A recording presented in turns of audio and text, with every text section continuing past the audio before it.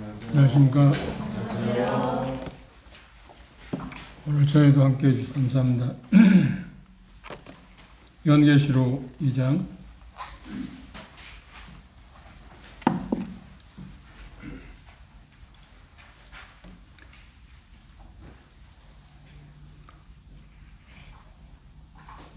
(4절) 5절만 오늘 보겠습니다. 요한계시록 2장 4절 5절입니다.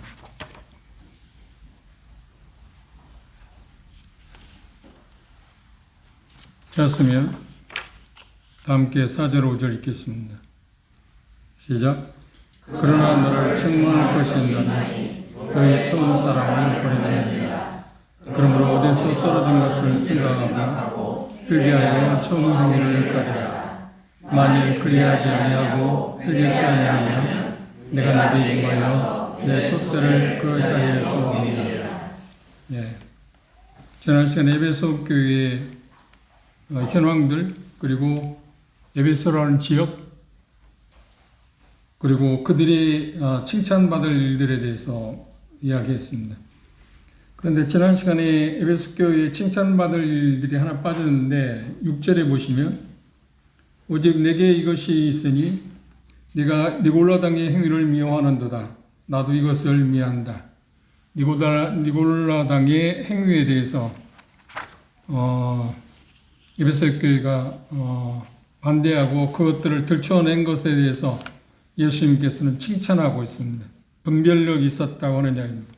여기 니골라 당이 뭘 말하느냐에 대해서 여러 가지 학자들이 견해를 발표하고 있는데 그것들 가운데 생각해 본다고 하면 배반한 어떤 교회, 그리고 신뢰에 있어서 그 어떤 악영향을 끼친 것에 대해서 니골라 당이라고 이야기하고 있다, 그렇게 말하는 사람도 있고, 또 두 번째 견해는 사도행전 6장에 나오는 7 집사 가운데 니골라가 있는데 그가 헬라 사람으로서 개종한 사람으로서 그가 나중에 변질돼서 이렇게 이상한 교리를 가르쳤다. 그런데 에베소 교회는 그걸 배격했다. 또 많은 형제들이 이 니골라 당에 대해서 이야기할 때 뭐라고 하냐면, 문자적으로 이야기할 때 뭘 이야기하냐면 사람을 지배한다. 그래서 거기에 성직자 제도가 시작된 거라고 이야기하는 경우도 있습니다. 형제들이 대개의 경우 니골라 당에 대해서 표현할 때 그렇게 표현하는 경우가 많이 있습니다. 그런데 그렇게 표현해야 하는지 어떻게 받아들일 수 있는지에 대해서는 여러 가지로 생각할 수 있는데, 그런데 제 분별은 어떤 배교, 하나님을 사랑하는 그런 그 부분에서 그들이 떠나간 그것들이 총칭해서 니골라 당이라고 하지 않았을까 하는 그런 생각을 저는 하고 있습니다. 그런 것들을 참고해 주시면 좋을 것 같습니다. 에베소 교회가 첫사랑을 잃어버리게 됐는데, 첫사랑을 잃어버렸을 때 그게 한순간에 그렇게 됐을까요? 그러진 않습니다. 조금씩 그들이 사랑에서 멀어져 가기 시작해서 결국은 첫사랑을 잃어버렸다고 우리가 생각하는 게 가장 합당한 거라고 그렇게 생각합니다. 여기 첫사랑이라는 말이 뭘 이야기할까요? 첫사랑이라는 말은 쉽게 말한다고 하면 예수 그리스도를 처음 믿었을 때 그리스도에 대한 애정, 사랑, 그것을 첫사랑이라고 표기할 수 있습니다. 그 부분에 대해서는 잠시 후에 시간이 되면 더 생각해 보기로 하고, 우리가 지금 오늘 생각해 봐야 할 문제가 어떤 거냐면, 에베소 교회가 이렇게 첫사랑에서 멀어진, 그러니까 예수님으로부터 책망을 받게 된 배경 가운데 빼놓을 수 없는 것이 그게 점진적이었다. 일순간에 그렇게 배도하는 교회로 전락하지는 않았다고 하는 것입니다. 그 부분들을 우리가 생각해 보는 것이 필요하다고 그렇게 생각합니다. 그런데 처음 사랑을 그들이 버렸다고 그랬는데, 처음 사랑 방금 말씀하신 것처럼 거듭난 후에 초기의 어떤 사랑에 대해서 첫사랑이라고 이야기합니다. 그것을 버렸다. 그런데 일반적으로는 우리가 첫사랑을 버렸다고 할 때 그렇게 이해하고 있습니다. 그러나 여기 말씀하고 있는 것은 훨씬 그보다 중요한 이야기입니다. 그것은 잠시 후에 생각해 보려고 하고, 그 배경, 그 첫사랑을 잃어버리게 된 그런 과정들, 어떻게 해서 그렇게 나락으로 떨어지게 됐는가 하는 그런 부분에 대해서 우리가 생각해 보는 것이 더 중요하다고 생각합니다. 먼저 생각해 보는 것이 필요하다고 그렇게 생각하는데 에베소 교회는 우리가 알고 있는 것처럼 처음에 그 에베소 지역이 우리가 지난 시간에 공부한 것처럼 대단히 부덕한 교회였고 그 중에 특별히 아데미 신전이라고 하는 그 당대 최고의 로마 속주 가운데서 가장 우상 숭배가 심한 그런 지역이 있었는데 그리고 그곳에 또 하나 뭐가 흥행하고 있었대? 마술이 흥행했습니다. 그게 세계적이었다고 합니다. 로마 속주들 가운데서 에베소 지역의 그 마술은 가히 측량할 수 없을 만큼 거대한 것이었다고 이야기합니다. 그리고 아데미 신전에 제사를 드리면 당연히 따로 2차 뭐라고요? 그렇죠. 공창들과 관계를 맺는 것. 그것이 그들의 의식 가운데 하나입니다. 순수가 자연스럽게 하는 것입니다. 근데 그런 문화 가운데 있었던 에베소 지역의 사람들이 바울 사도가 3차 전도여행 때 시기적으로 말한다면 AD 한 54년경, 55년경에 3차 선교여행에서 그곳에 이르러서 복음을 전해서 교회가 시작되었습니다. 교회가 시작되고 약 3년 동안 하나님의 복음을 전한 결과로 말미암아서 에베소 지역이 어떻게 되었대? 완전히 바뀌게 됐어요. 지역 자체가. 그래서 에베소 지역 사람들이 말하기를 사도행전에 그런 표현을 하고 있습니다. 세상을 뒤집는 사람들, 세상을 요란하게 하는 사람들이라고 하는 별칭을 받을 만큼 하나님의 복은 놀랍게 에베소 지역 위에서 일어났습니다. 그래서 심지어 어떤 문제가 왔다고요? 사업이 마비될 만큼.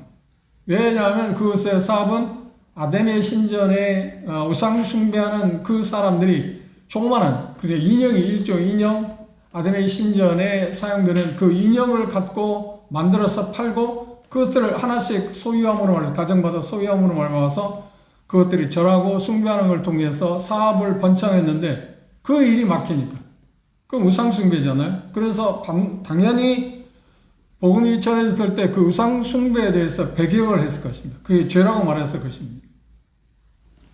지난 시간에 이야기했잖아요. 차별금지법 그것들을 우리가 두려워할 필요는 없습니다.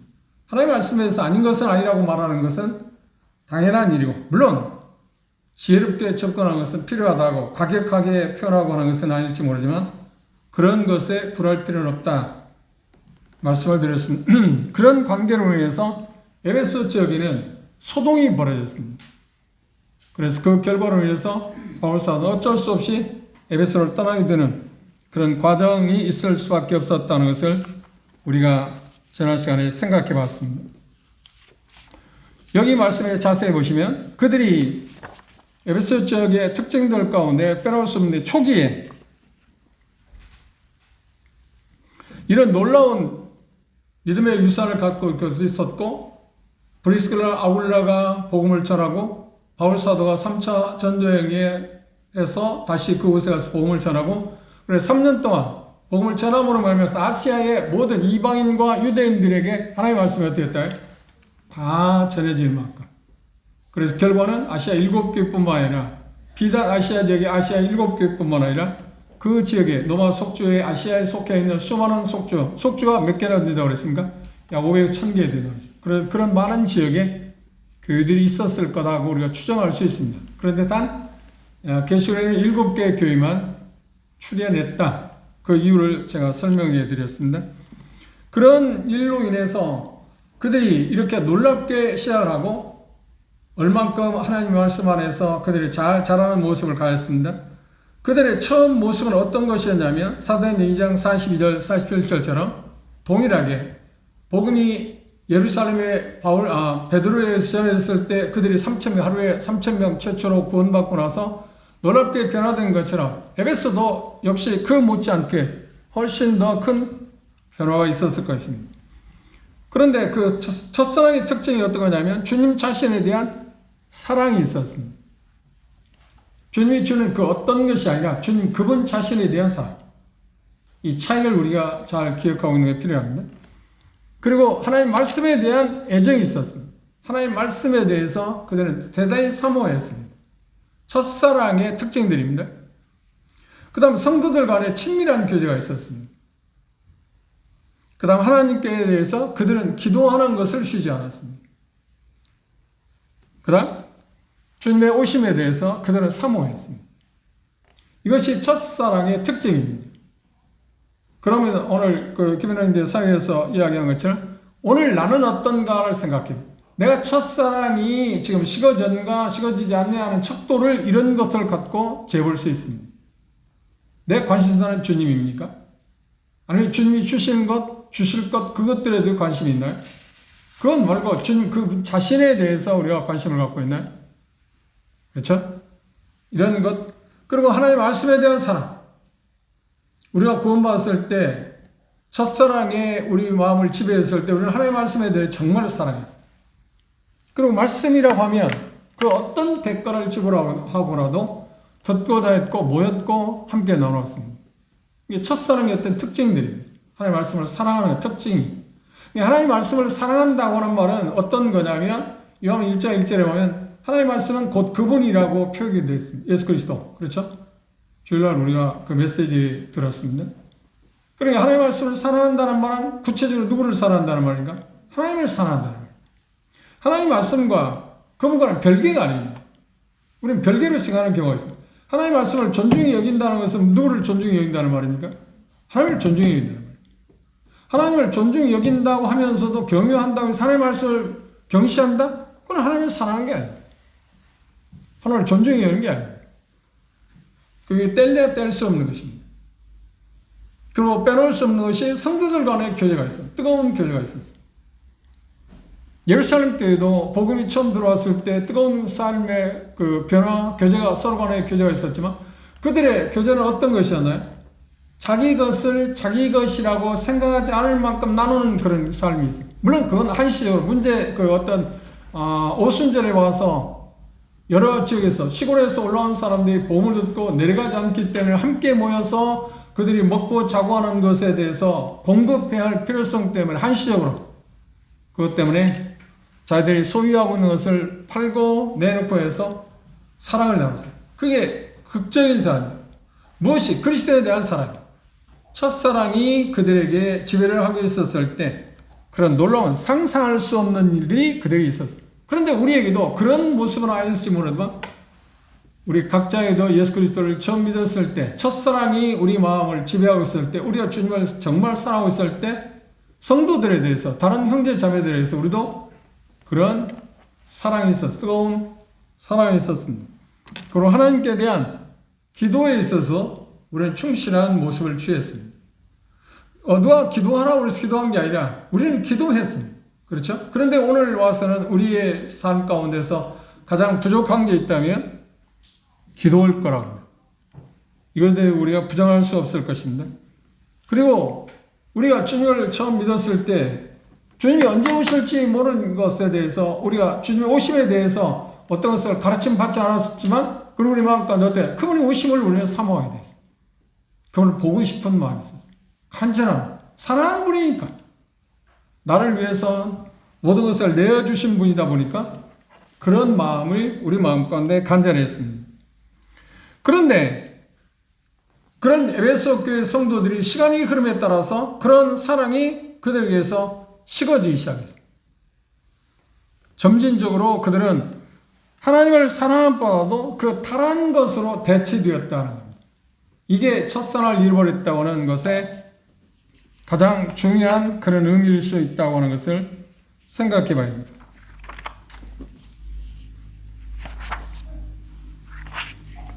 자, 시작은 에베소 교회 복음이 시작되었을 때 53년경, 54년경에 사도행 19장에서 20장에 우리가 본 것처럼 바울 사도에 의해서 복음이 전해졌습니다. 그래서 처음 사랑이 그들은 뜨거웠습니다.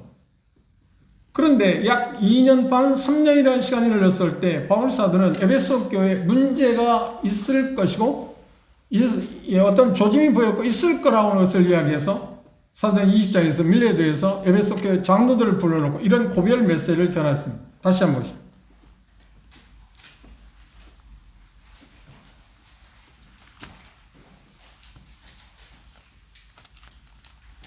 사도행전 20장 29절 30절입니다.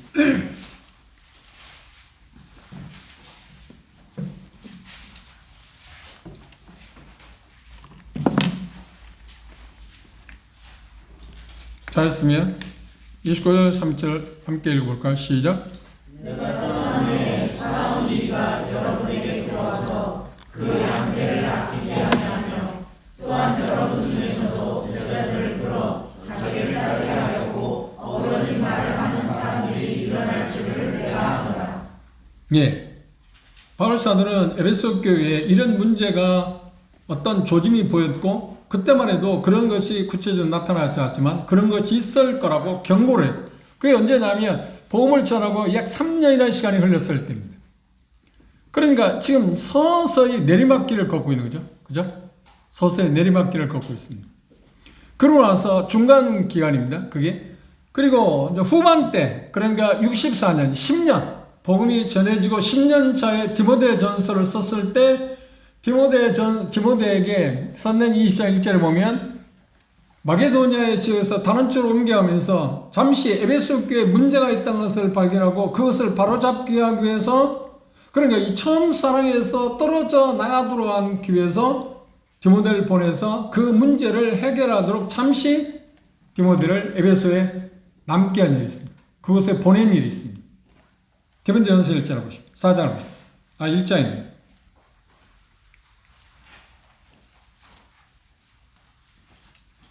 디모데전서 1장 3절에 보시면 내가 마게도니아로 갈 때 너를 권하여 에베소에 머물러 한 것은 어떤 사람을 명하여 다른 교훈을 가르치지 말며 신화와 끝없는 족보에 창념치 말게 하려 함이라. 이런 것은 믿음 안에 있는 하나님의 경륜을 이름보다 도리어 변론을 내는 것이다. 10년, 그러니까 에베소 교회가 신학되고 10년이 되었을 때 에베소 교회는 사랑이라는, 첫사랑이라는 것이 점점점 사라지지 하고 다른 것이 대체되었다는 겁니다. 그래서 그걸 알았기 때문에 바울사는 디모데에게 선교팀의 한 일원이었지만 빼놓을 수 없는 핵심 멤버였음에도 불구하고 그를 에베소에 머물게 했습니다. 에베소에 머물게 한 이유는 뭔가요? 그 에베소 교회 문제를 바로잡게 하기 위해서. 그런데 일반적으로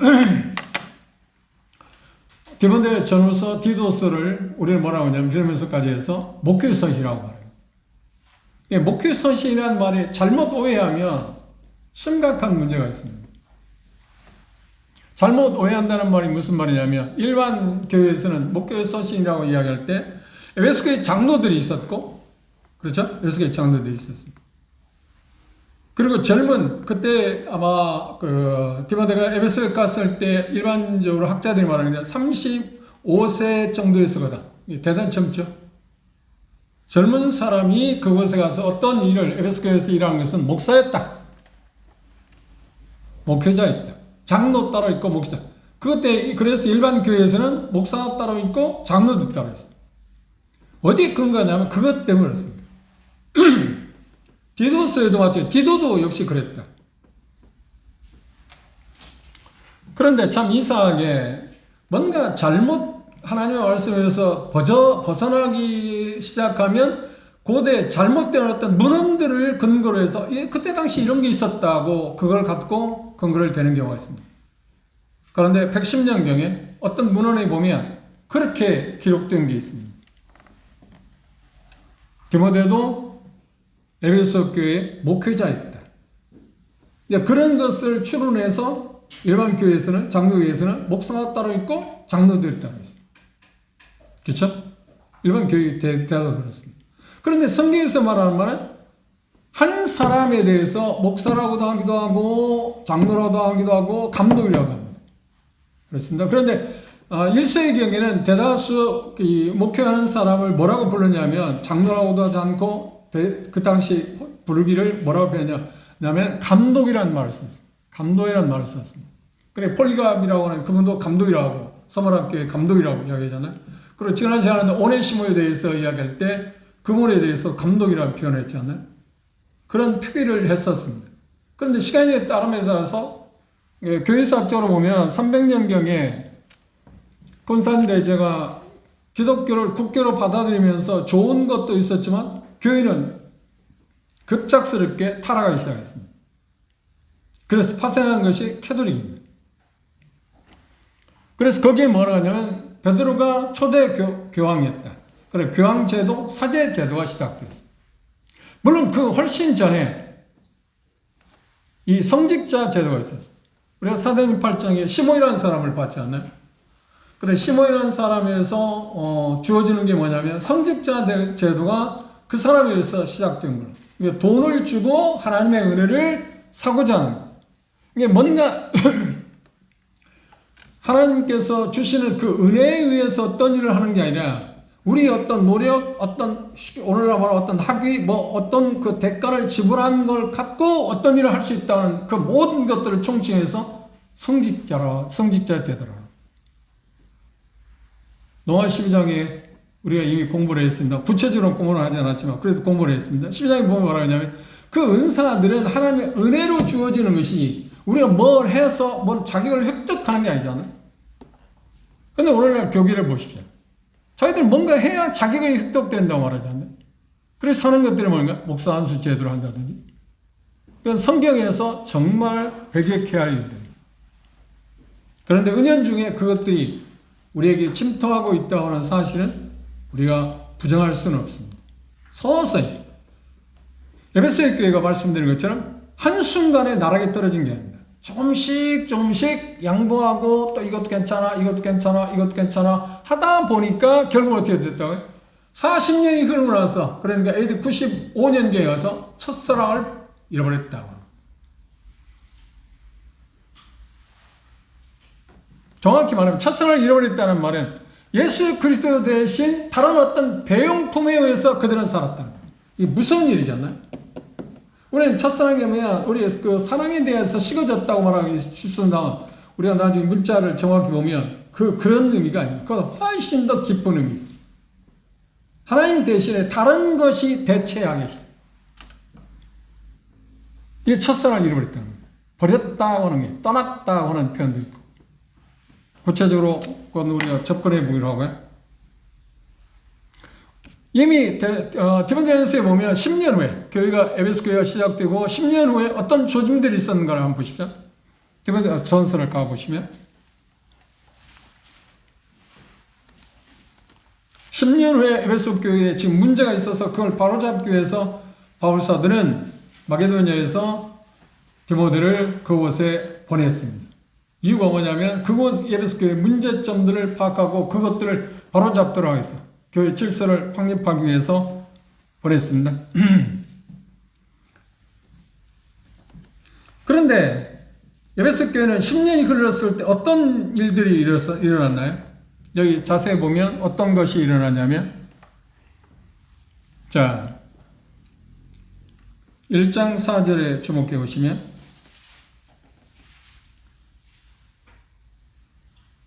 다른 교훈을 가르치지 말며, 다른 교훈을 가르치지 말라고 하는 말은, 그 말을 한 것은 뭘 이야기하는 거예요? 반대로 다른 교훈을 가르치는 게 있었다는 겁니다.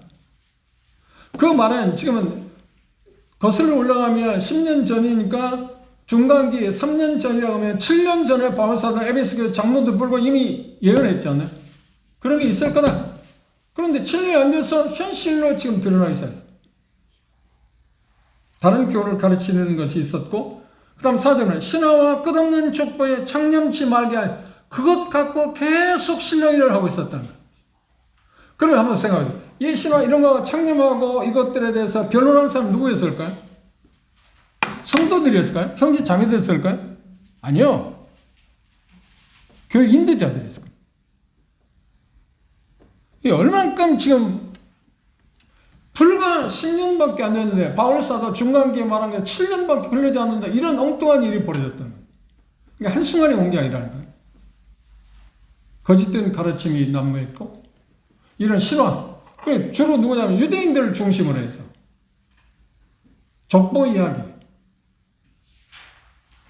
그리고 변론을 해서 끝없는 족보에 창념치 말게 하는, 이런 것은 믿음 안에 있는 하나님의 경륜을 이름보다 도리어 뭐래? 변론을 해요. 이것 갖고 형제들이 계속 변론을 했을 겁니다.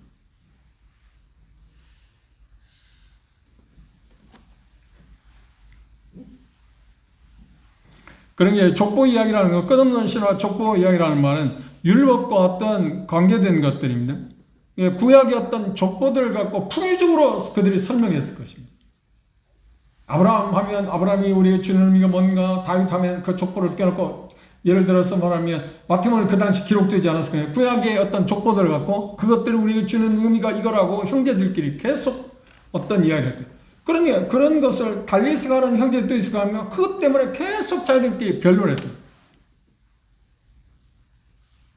그걸 듣는 형제 자매들 입장에서는 어떤 생각을 할까요? 왜 저분들이 저러지? 싸워야 할 것 같고 싸우든지 피 튀기면서 이야기할 게 아닌데 왜 저 피 튀기면서 이야기하지? 그래서 우리가 삶에서 배워야 할 게 뭐냐면 어떤 변론을 정말 도움이 안 되는 것입니다. 정말 변론을 해야 할 때 있습니다. 그러나 대다수의 변론을 하나님께서 뭐라고 하세요? 그만해라. 어떤 유익을 주지 못하니까. 그런데 저도 젊었을 때 변론을 해봤지만 변론하는 목적의 이유가 뭔가요? 대다수는 높은 자세에 있어요. 내가 뭘 안다.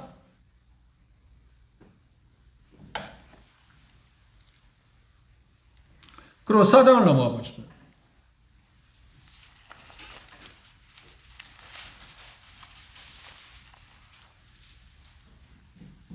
1절부터 3절을 보시면 에베소 교회에 있었던 일인데 그러나 성령이 밝게 말씀하시기를 후일에 어떤 사람들이 믿음에서 떠나 미혹해 하는 영과 귀신의 가르침을 좇을 거다.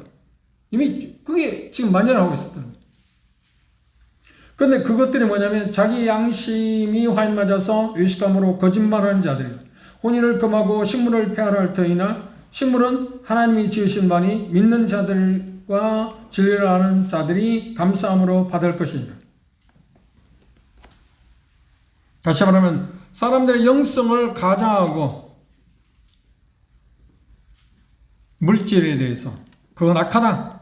그런 논리를 펴서 뭐라고 하냐면 혼인을 금해서 그리고 정해진 식물만 먹여야 한다. 이게 뭔가요? 지금 율법으로 다시 돌아온 거다. 그리고 디모데후서 2장 18절을 보면 이제 그런 사람들이 뭐냐 부활까지도 부정했어요. 디모데후서 2장을 보시죠.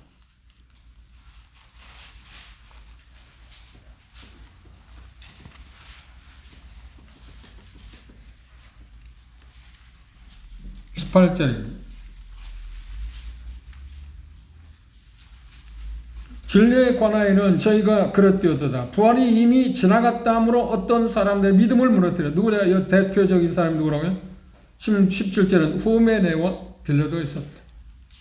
후메네와 빌레도는 어떤 사람이 있을까요? 그냥 형제? 아니요. 에베소교회 어떤 지도자였구나. 한번 생각해 보십시오.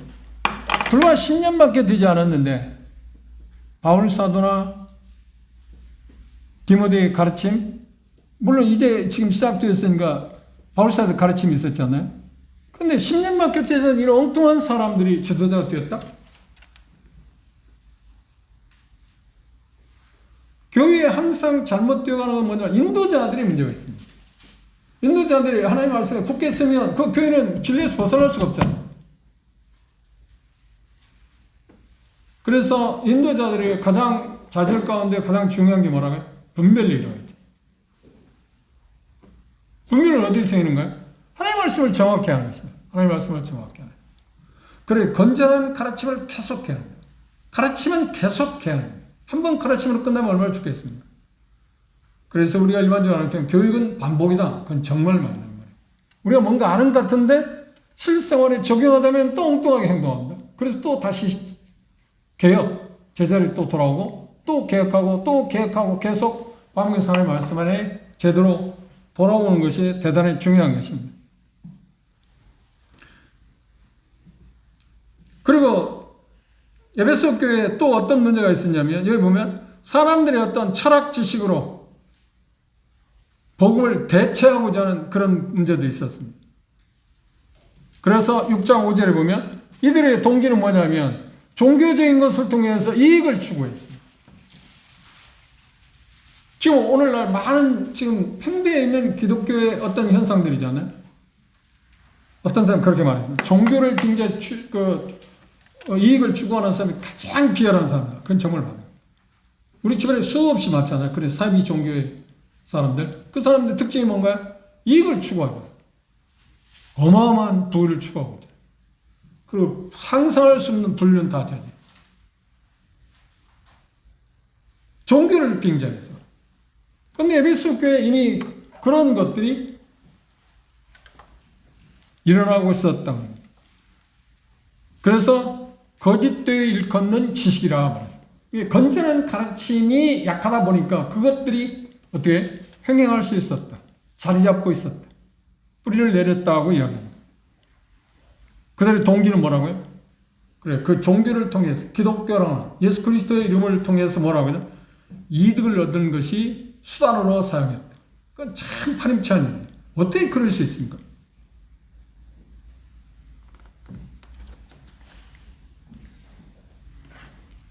이런 결과가 디모데전서의 그 수많은 문제들을 우리가 디모데전서 후서를 보면 나와 있습니다. 그런 내용들이 바울 사도는 이미 7년 전에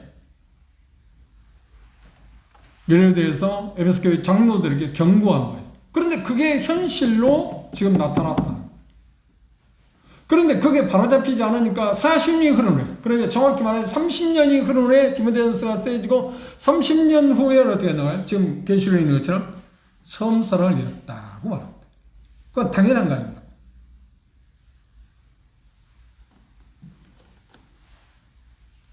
개수에서 건전한 가르침이 있었어야 하는데 그걸 대체하는 잘못된 가르침이 있다 보니까 다른 교훈을 가르치게 되니까 결국은 어떻게 했는가요? 건전한 가르침이 침식당하고 그래서 그것이 진리인 것처럼 이상한 것으로 흘렀습니다. 디모데전서 1장으로 다시 돌아오십시오. 1장 6절을 주목해 봅시다. 경계의 목적은 청결한 마음과 선한 양심과 거짓이 없는 믿음으로 나는 사랑이거늘 사람들이 이에서 벗어나, 이에서는 뭔가요? 이에서 벗어났다. 이에서는 뭔가요? 청결한 마음, 신앙 여기 말하고 있는 것처럼 거짓이 없는 믿음에서 오는 뭘 벗어났다고요? 사랑에서 벗어났다. 이게 40년 후에 에베소 교회에 지금 계시록을 썼을 때 첫사랑을 잃어버렸다고 그랬는데 이미 그 조짐이 이 말씀에서 이미 그렇죠. 30년 정확히 말하면 30년 전에 에베소 교회에 디모데가 그곳에 남겨져서 어떤 일을 하고 있을 때 에베소 교회에 그게 많이 하고 있었어요. 현실로 나타났다는 것입니다. 1장 3절에 다시 보시면 뭐라고 표현했나요? 내가 마게도냐로 갈 때 너를 권하여 에베소에 머물러 한 것은 어떤 사람들을 명하여 다른 교훈을 가르치지 말게 해. 어떤 사람들이 누군가요? 지금 이야기하고 있는 잘못된 사람. 그러면 가르친 잘못된 것 여기 표현하고 있는 다른 교훈을 가르치는 사람이 누구인가요? 에베소 교회에서 다른 교훈을 가르치는 사람이 누구냐고요? 인도자들이죠. 바울 사도는 20장에 뭐라 했는데 너희 중에서도 외부에서 이리가 들어와서 양들을 해치겠지만 또 뭐라면 너희 중에서도 그런 사람이 있을 거야. 인도자들 중에서. 그는 가르치면 됐어.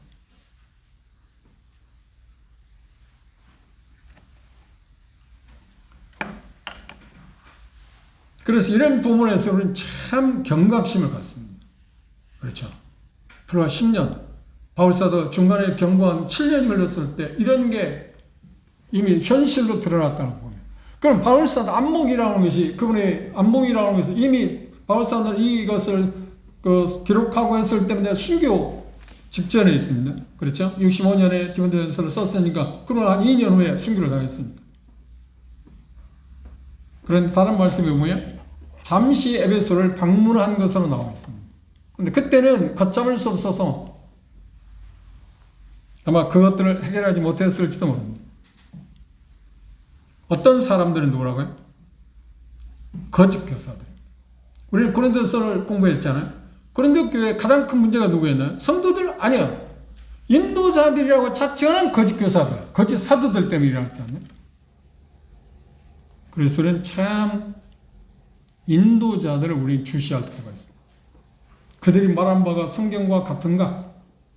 하나님의 말씀에서 말하고 있는 것을 정확히 말하고 있는가?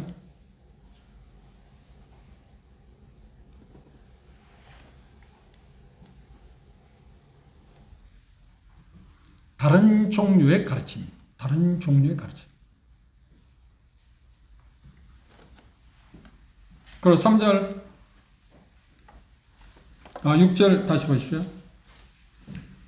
거짓이 없는 믿음으로 하는 사랑이 이걸 사람들이 이해해서 사랑에서 벗어나 뭐라 했네? 벗어났다.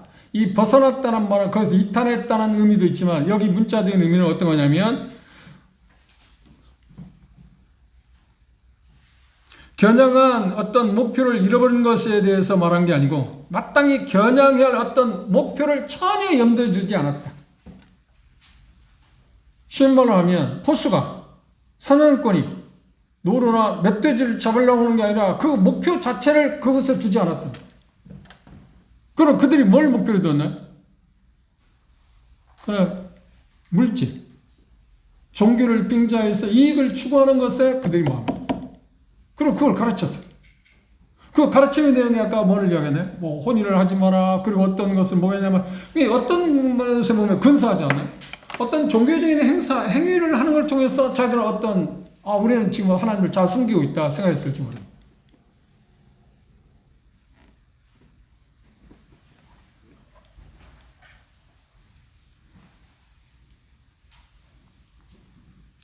그리고 그들의 특징을 뭐라고 했나요?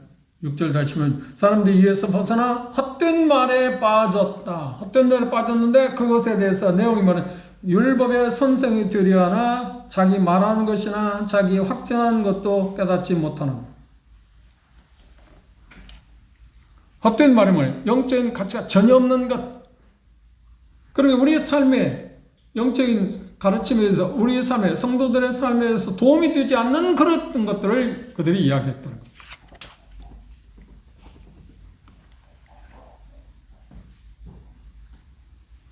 이런 것으로 인해서 그렇죠. 과정입니다. 이런 과정은 조금씩 양보하고 그래서 이 말도 안 되는 사람이 인도자 역할을 하고 그들은 계속해서 거짓된 헛된 아무런 의미도 주지 않는 영적으로 도움이 되지 않는 것을 가르쳤고 그런데 그 가르친 내용이 뭐냐고 할 때 율법과 관계되어 있다고 말합니다. 그래서 디모데후서 4장에 있는 것처럼 그들이 성령 그렇게 말씀하는데 그들이 잘못된 어떤 것을 이야기할 거라 했잖아요. 그들 내용 가운데 뭐가 있어요? 혼인을 금한. 그리고 어떤 음식을 구별해야 한다. 그 언뜻 들을 때 그럴싸하지 않나요? 왜 혼인을 금하라고 했어요? 혼인을 하면 혼인하지 않은 사람에 비해서 그러니까 아마 고린도전서가 쓰여지기 전이었으니까 혈암서 시인이가 보았을지도 모릅니다. 그렇죠? 보았을지도 모릅니다. 혼인하면 혼인하지 않는 것보다도 그게 더 좋은 거라고 말했기 때문에 그렇죠. 혼인한 것보다 더 좋은 거다. 거기까지 하나님 고린도서 7장에서 말한 것도 그건 좋은 것입니다. 그러나 일반적으로 하나님 우리를 창조할 때 우리 이제 주일날 뭐 창조할 때 엿새날 사람을 만드실 때 하나님이 목표한 것을 생각하면 알겠지만 하나님 창조하실 때는 근본적으로 뭔가요?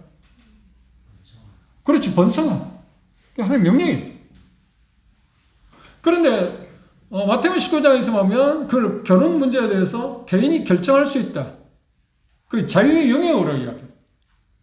누구나 다 결혼해야 한다. 누구나 결혼하지 않아야 한다는 말이 아니고 그 받을 수 있는 받아라. 그래서 세 가지를 이야기합니다. 그렇죠? 어떤 물리적인 그러니까 어떤 그 당시 문화적인 것 그런 환관들처럼 문화적인 것 때문에 결혼하지 못하는 사람도 있고 질병 때문에 결혼하지 못하는 사람도 있고 주님을 위해서 자기 스스로가 안 하는 사람도 있다. 그런데 예수님 말씀에 뭐라고 했나요? 마태복음 19장에 받을 만한 사람 받아. 그러나 그런 게 아닐 경우는 대다수는 하나님 말씀에서 뭐라는 거예요? 결혼의 가정을 가져. 번성해. 그게 하나님이 우리에게 주신 것입니다. 그런데 그들은 어떻게 했어요? 그렇게 하면 더 신령하다고 생각했어요. 그래서 시성경이라는 게 뭔가요? 그리고 캐톨릭에서는 그렇죠. 사세들은 결혼하지 않아요. 그들이 더 거룩한 사람이에요. 그들이 개신교 목사들을 일반적으로 개신교 목사들 가정을 가지잖아요. 그들은 우리하고는 차원이 다르다. 너희들은 저질이고 우리는 고찬종이 있어요. 하나님이 그런 말씀을 하신 일입니다. 어떤 면에서 보면 하나님의 말씀에 따라서 가정을 꾸리는 것이 더 고차원적인 겁니다. 주님의 말씀했습니다. 그리고 또 개인적으로 분별을 해서 나는 주님을 위해서 그냥 가정을 가지 않겠다. 그것도 하나님 앞에서 주어진 거니까 그것 갖고 자랑할 게 아니죠.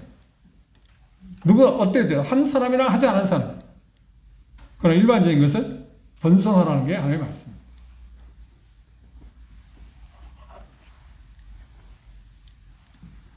이렇게 엉뚱하게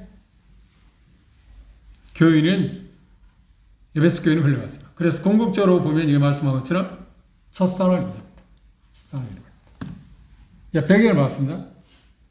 오늘 제가 말씀드린 이런 역사적인 것을 이렇게 다 이야기하는 이유는 에베소 교회가 첫사랑을 잃어버렸을 때 순간적으로 첫사랑을 잃어버리는 것이다 아니라 조금씩 양보하면서 시간이 흐름에 따라서 색깔이 퇴색하고 그걸 다시 염색하고 또 다시 염색하고 하얀색 또 다시 염색 퇴색하고 또 다시 하얀색으로 염색하고 쉽게 말하면 그러는데 그걸 하지 않으니까 성경적으로는 개혁하고 또 개혁하고 또 개혁하는데 그걸 하지 않다 보니까 어떻게 됐다고요? 그렇게 흘러가시죠. 중요한 역할은 누가 했을까요? 그렇지. 거짓 교사들. 거짓 교사. 거짓 교사들의 문제가 뭐냐면 자기 삶을 망칠 뿐만 아니라 다른 사람의 삶도 망칩니다. 우리가 일반적으로 아는 것처럼 잘못된 교리는 분명한 게 뭐냐면 잘못된 삶을 낳습니다. 잘못된 교리를 받아들이면서 옳은 삶을 살 수 있다고 전혀 가능하지 않습니다. 잘못된 가르침을 받고도 우리의 삶이 바뀌기 힘든데, 그죠? 건전한 가르침을 계속 받으면서 우리는 잘 살아갈 수 있지 않나요? 그래, 잘못된 가르침, 거짓된 가르침을 받으면서 우리의 삶이 변화될 거라고요? 아니, 그건 전혀 타당성이 없는 얘기예요. 그런데 우리는 은연중에 그렇게 생각하는 때 있어요. 물론 오해하지 마십시오. 그들이 잘못된 가르침 가운데서 하나님의 말씀이 어떤 역사를 해서 하나님의 말씀 자체가 역사해서 어떤 사람을 바뀔 수 있는 그 말은 어떤 거냐면 우리가 하나님의 말씀의 능력을 믿기 때문에 그 사람이 그러니까 구원받았지만 삶이 그렇게 깨끗하다 신성하지 못하다 할지라도 그가 복음을 전해서 그 말씀 자체가 역사해서 그 사람이 하나님께로 돌아올 수 있는 확률이 있을까요? 없을까요? 있을 수 있습니다. 있을 수 있습니다. 디모데 4장에 보면 하나님 집에는 큰 그릇, 은나무 그런 여러 종류의 그릇, 그 종류가 크기도 각각 달라져 그런데 거기 중요한 게 뭐냐? 깨끗해야 한다. 그런데 깨끗하지 않은 그릇, 그 더러운 그릇도 어떤 경우에 사용되어질 수 있다.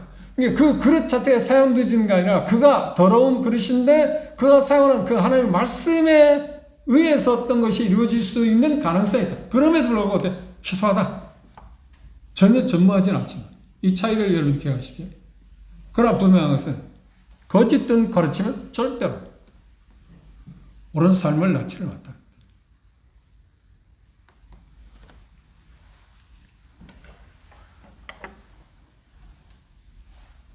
이제 다시 본문으로 들어가십시오. 칭찬을 하고 나서 에베소 2장 4절에 보면 그러나 칭찬을 하고 나서 그랬습니다. 그러나 너희 문제가 있다. 너희 문제가 뭐라고요? 여기 말씀하고 있는 것처럼 첫사랑에서 벗어났다. 첫사랑이 멀어지게 한 그 배경을 우리가 봤습니다. 그런데 보면 이렇게 말씀하십니다. 그러나 너를 책망할 것이 너니 너희 처음 사랑을 뭐라고요? 버렸다. 처음 사랑을 버렸다고 이야기하고 있습니다. 버렸다고 하는 말이 무슨 말일까요?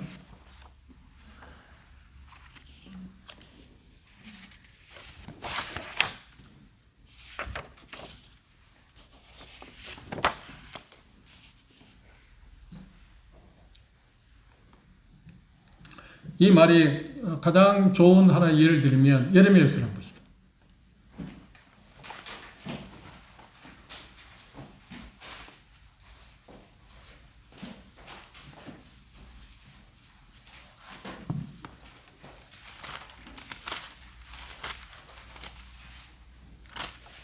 예레미야서 2장입니다.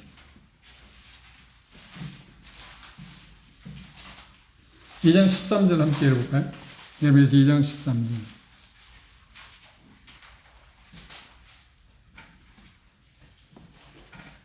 읽어봅시다. 13절 시작. 내 백성이 두 가지 악을 행하였나니 곧 그들이 생수에 근원되는 나를 버린 것과 스스로 웅덩이를 판 것인데 그것은 그 물을 받지 못할 터진 웅덩이를. 이거 잘 보십시오. 하나님께서 이스라엘 백성에서 그들이 나를 버렸다. 나를 버렸다고 하면 그 다음에 뭔가요? 첫사랑을 버렸다 하고 이야기했을 때 버렸다는 그 단어 같은 의미입니다. 그러면 버리고 뭘 그들은 선택했다고요? 하나님 대신 뭘 선택했다고요? 다른 대우물을 찾아. 다른 대우물. 사랑이 식어졌다고 하는 말하고는 좀 다른 의미입니다. 무슨 뉘앙스를 아시겠죠? 사랑이 식어졌다는 말이란 대체물에 의해 살았다는 거예요. 예수님의 하나님에 대한 게 아니고 그 하나님 아닌 다른 것에 그들은 대체물을 갖고 살았다. 그 무서운 이야기 아닙니까? 이 버렸다는 말이 그 정말 무서운 말이에요. 버렸다는 말이 다른 표현을 뭐냐? 떠났다.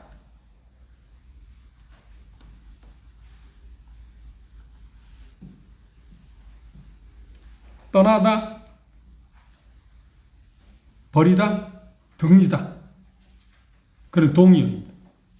첫사랑이 식어갔다고 하는 표현보다는 떠났다. 누구에서? 그리스도에게서. 그리고 버렸다. 주님을 버리고 뭘 찾아? 다른 대용을 찾았다.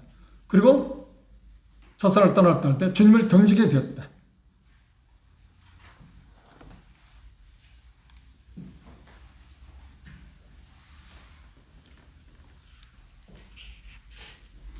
이 벗어났다, 버렸다고 하는 말은 벗어났다고 하는 말로서 뭐라고 하냐면 쉽게 말하면 어떤 여기에서 나오는 단어가 뭐냐? 이혼이라는 말이 나왔어요. 이혼. 이혼이 뭔가? 사랑을 버린 겁니까? 사람이 식어진 겁니까? 이혼은 사랑이 식어진 겁니까? 아니, 다른 사랑이잖아요. 이혼하면 어떤 남자하고 살다가 이혼했다는 말은 그 남자 대신 다른 남자를 선택했다는 말이에요. 재혼했을 때. 그렇죠? 사랑이 식어진, 물론 그 전 남편에 대한 사랑이 식어졌기 때문에 이혼도 하겠죠. 그렇죠? 그런데 더 중요한 것은 그것도 되지만 그 전자에서 말하는 것보다 더 강도 높은 게 뭐냐면 다른 사람을 찾았다. 첫사랑을 보냈다. 그리스도 대신 다른 것을 그들이 찾았다. 이 단어가. 그런데 그렇게 깊이 있게 생각을 안 해요. 아, 사랑이 식어진 모양이다. 그렇지? 아니, 그렇지 않습니다. 이 말은 대단히 강한 말입니다.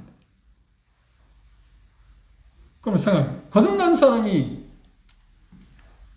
어때 자기가 신뢰하는 그 주님을 버리고 다른 걸 선택할 수 있을까요? 그게 가능할까요? 얼마든지 가능합니다. 그 말은 뭐냐면 다른 예수님 말고 다른 대용물에 의해서 그들이 삶을 살았다. 대체물을 찾았다. 하나님한 대체물이 뭐였을까요? 우리가 보겠지만 세상을 그들은 선택했어요. 세상을 선택했어요.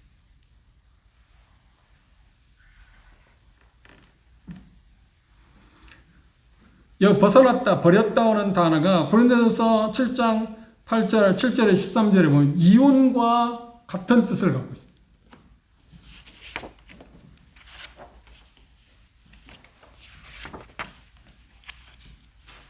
그러니까 단순히 어떤 마음을 포기하는 것이 아니라 어떤 사람을 떠났다. 어떤 사람을 떠났다. 그러니까 어떤 감정의 부주의함, 감정의 어떤 그 강도 자체가 낮아진 것, 열정이 식어진 것, 그걸 말하는 건 아니고 뭐라고요? 어떤 사람이 고의적으로 버리고 다른 사람을 선택했다는 거예요. 이 첫사랑을 버렸다는 거예요.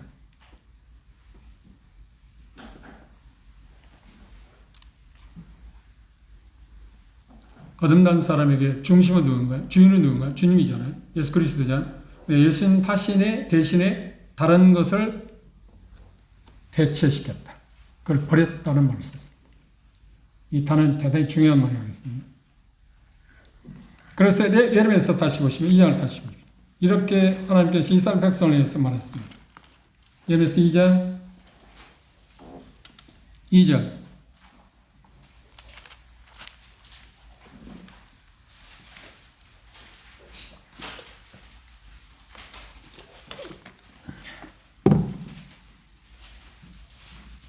예레미야 2장 2절 함께 보십시다. 시작. 가서 예루살렘 거민의 교회에 위쳐 말할지니라. 여호와께서 이같이 말씀하시기를 내 소년의 때 우위와 내 결혼 때의 사랑을 곧 씨뿌리 못하는 땅 광야에서 어떻게 나를 쫓았음을 내가 너를 위하여 기억한다. 여기 보면 뭐라겠네. 내 소년 때 우위. 내 결혼 때의 사랑, 첫사랑, 첫남편을 떠났다. 첫사랑을 버렸다는 거예요. 그래서 아까 찾은 것처럼 2장 13절에 너를 버렸다. 그리고 뭘 선택했다? 터전 웅덩이, 저축하지 못할 터전 웅덩이를 썼다.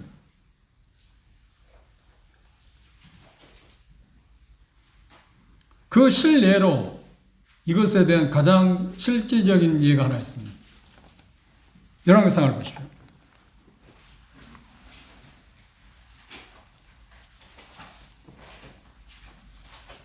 3장입니다.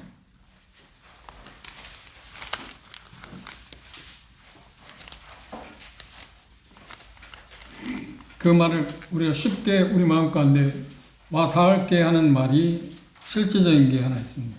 열왕기상 3장 3절입니다.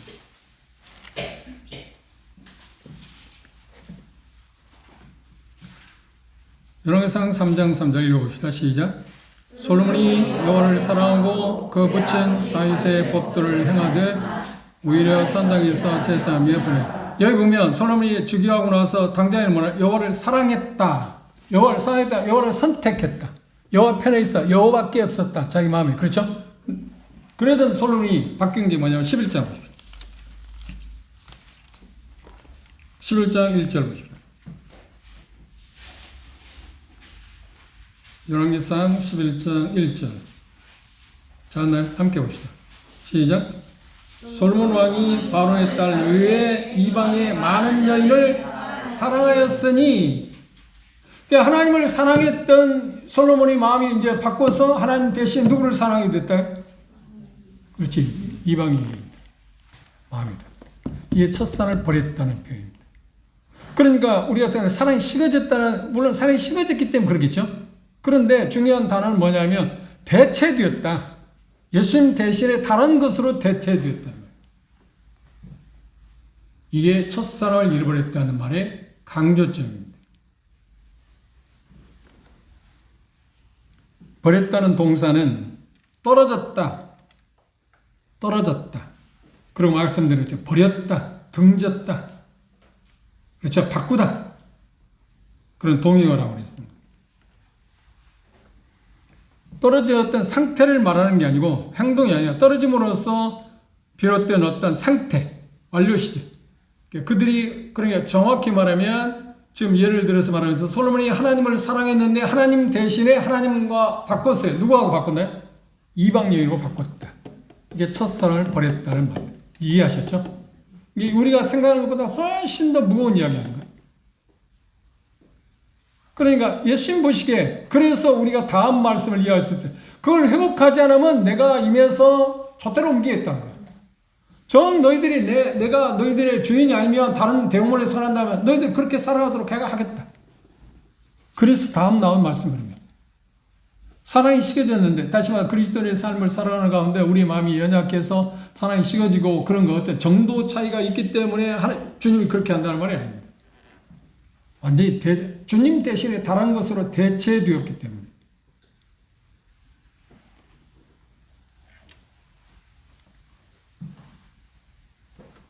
그런데 그건 어떻게 했나요? 그들 스스로가 자초했습니다. 그런데 그들 스스로가 그렇게 되기까지는 어떤 일이 있었다요? 서론에 쓰인 것처럼 조금씩 잘못된 가르침에 의해서 그들은 조금씩 그리스도 대신 다른 것으로 그들의 마음이 갔고 결국 어떻게 했다고요? 40년 흐른 후에 완전히 바꿔버려요. 주님 대신에 다른 것으로 대체시켰다. 오늘 말씀에 결론적으로 첫사랑에서 여기 표현하고 있는 것처럼 떨어졌다. 그걸 회복시켜야 한다. 회개해야 한다고 할 때 그것이 우리의 주는 의미. 그래서 먼저 우리가 처음 구원받았을 때 그분에 대한 사랑이 어땠는가? 제가 지난 시간에 되어 있습니다. 여러분들 똑같은 고백일 겁니다. 처음 구원받았을 때 어땠는데 우리는 주님밖에 없었잖아요. 다른 어떤 것의 대체물이라고 해서 상상도 못했어요. 대물이 있을 수 없습니다. 그런데 시간이 흐름에 따라서 점점점 예수님과 또 누구 다른 것과 함께 섞여지기 시작했어요. 마치 북왕국 이스라엘 멸망으로 나와서 아수르 사람들이 그들이 그 문화 정책, 그 이스라엘의 어떤 종교 그것들을 없애버리기 위해서 어떤 방법을 쓰냐. 그들을 사마리아에서 다른 나라로 옮기고 다른 이방 민족들을 그곳에 같이 심어놨어. 보잘것없는 사람만 사마리아에 살게 했어요. 그런데 살다 보니 어떻게 했냐면, 그리고 재밌는 건 뭐냐면 선지자들을 보내서, 제사장 보내서 이스라엘 사람들, 남아있는 이스라엘 사람들을 회유하기 위해서 참 그 정치가들이 머리를 잘 쓰는 것 같아요. 정책을 펴기 위해서 계속 종교에 문제가 생기면 그들은 물불을 가리지 않잖아요. 통제할 수 없잖아요. 그런데 제사장을 보내서 그들을 가르쳐서 하나님도 섬기기 위해서. 그래서 말씀에 보면 여러분들이 성경 읽을 때 읽기표에 나왔을 겁니다. 지지난주인가 아마 읽을 때 그거 나왔을 겁니다. 그런데 그렇게 함으로 인해서 어떤 현상이 있어요? 하나님도 섬기고 뭐다? 우상도 섬겨요. 하나님 섬겨. 그게 우리가 생각하는 거예요. 하나님 뭐예요? 하나님만이야. 주님은 우리에게 말하는 것은 나만이지 나 말고 또 다른 것도 함께 섬길 수 있다, 사랑할 수 있다고 말하지 않는 거예요. 근데 우리는 어떻게 생각해요? 어떻게 주님만 사랑해? 주님 90%, 아니 더 말하면 98%, 뭐 95%, 그리고 5%, 3%, 2%는 뭐 다른 것도 섞어야 돼. 그렇게 사랑할 수 있는 거 아닌가요? 그렇죠? 그런데 주님이 말씀해서 첫사람 버렸다는 말이 그런 의미입니다. 그걸 생각해보고 구원받았을 때 우리가 하나님, 오직 하나님밖에 없었고 말씀을 사랑하고 형제자매를 교제하고 그것을 사랑할 뿐만 아니라 히브리서 10장에 가서 함께 모여서 사랑을 격려한다. 그건 우리 자연스러운 거예요. 모이는 일에 대해서 어떤 것 갖고 핑계댄 일이 있나요? 나는 먹고 살기 위해서 못 올 수 있어, 못 오야, 참석하기 어려운데 한 일이 있나? 아니야. 그때는 훨씬 지금보다 생활 환경이 나빴어. 먹고 사는 데. 그렇죠? 재산 축적, 재산을 작동할 때 그것 때는 한 100원밖에 없는데 지금 뭐 1000만 원도 갖고 온 사람들. 그렇게 비율적으로 보면. 근데 그때는 지금 먹기 살기도 어려운데 아무 상관이 없었잖아. 무엇이? 그리스도의 사랑. 그게 내 마음의 지금입니다. 딱 하나만. 내게 주님밖에. 주님만인가. 내게 지금도 주님만인가. 그렇죠? 그리고 거기서 식어지는 것은 서세입니다. 점진적이다. 한꺼번에 싹 무너지는 게 아니다. 그런데 무너지기 시작하면, 무너져버리면 그걸 회복하는 것은 생각보다 어렵습니다. 생각보다 어렵다. 계획하는 것은 생각보다 어렵다. 그래서 하나님의 특별한 힘이 필요해요. 능력이 필요해요. 그런데 그것을 어떻게 하냐면 계속해서, 그러니까 잘못된 나라로 떨어지기 위해서 잘못된 건전한 가르침에, 잘못된 가르침, 거짓 교사들의 가르침에 의해서 에베소 교회가 점점 나락으로 떨어진 것처럼 회복할 수 있는 건 계속해서 건전한 가르침을 통해서 계획하는 게 맞겠죠. 자, 오늘 특별히 다른 형제들이 아마 연기시로를 접근할 때 그런 쪽으로 접근한 일이 없을 까 내가 들어보긴 했는데 그런 쪽으로 접근하지 않았을지 모릅니다. 근데 역사적으로 에베소 교회는 이런 과정들이 있었다. 그래서 은연중에 점진적으로 타락했다. 그리고 불과 40년이 흘렀을 때 주님께서는 에베소 교회에 대해서 이렇게 책망하고 있었다. 우리가 상상할 수 있나요? 주님 말고 어떤 거 다른 걸로 대응을 상상할 때 상상이나 했나요? 전혀 아니잖아요. 근데 얼마든지 그렇게 될 수 있다. 그래서 우리는 주님의 은혜를 구하고 계속해서 건전한 가르침, 하나님의 말씀이 우리를 지배하게, 하나님의 말씀이 우리 마음 가운데 지배당하도록 하는 것. 끊임없이 우리도 자신들은 성경 읽기, 하나님의 말씀 듣고 하나님 일들을 계속해야 할 필요성이 있다. 그걸 생각합니다. 그렇죠? 그 부분을 오늘 여기까지 하고 다음 시간에 계속해서 주님께서 내리신 처방전 무엇인가? 그리고 실제로 에베소 교회 성도들이 주님 대신에 대용물로 생각했던 게 도대체 뭘까? 그들의 마음을 앗아간 게, 빼앗아간 게 뭘까? 그런 부분에 대해서 생각해 보도록 하겠습니다. 기도합시다.